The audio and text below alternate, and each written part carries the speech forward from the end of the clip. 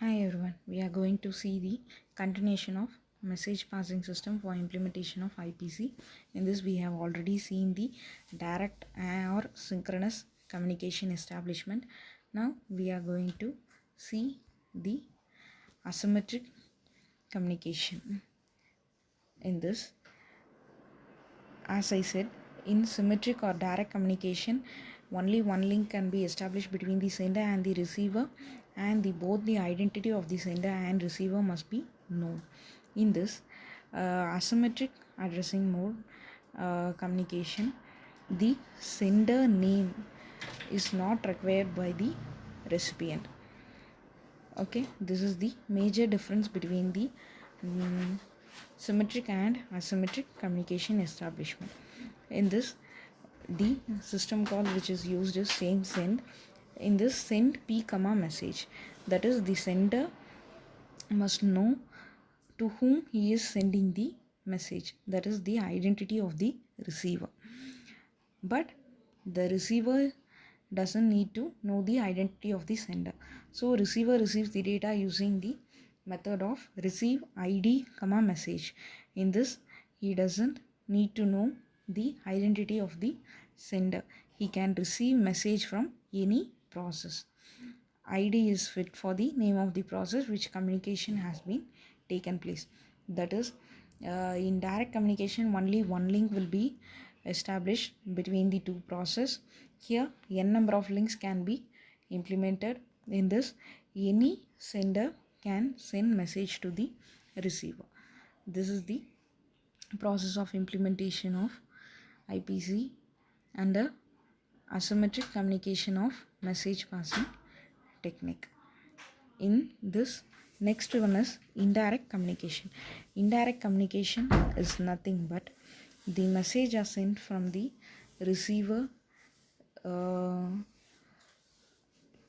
through the mailbox or port. That is nothing but a mailbox can be viewed abstractly as an object into which message can be placed by the process, from which messages can be removed. That is nothing but the mailbox is nothing but a shared memory area. Here the sender who needs to communicate can place his message, and from that the receiver can read the message. This is known as mailbox. Each mailbox will be having an unique identity id. Using that, the sender and receiver can communicate among themselves and the data is getting exchanged. In this, the process of implementation of mailbox is given in the below methods. In this, the sender sends the message to the mailbox using send a comma message, where a represents the identity of the mailbox, and the receiver receives the message using a comma message. A is nothing but the id of the mailbox, so the receiver reads the data from that mailbox. So here the identity of the sender and receiver is not mentioned in the message. They are communicating to each other, but the communication is not established directly. They are having an specific memory location for sharing. So this is the concept of indirect communication.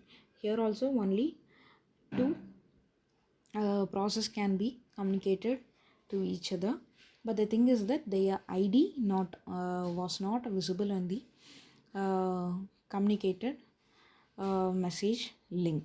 So this is the next type of indirect communication.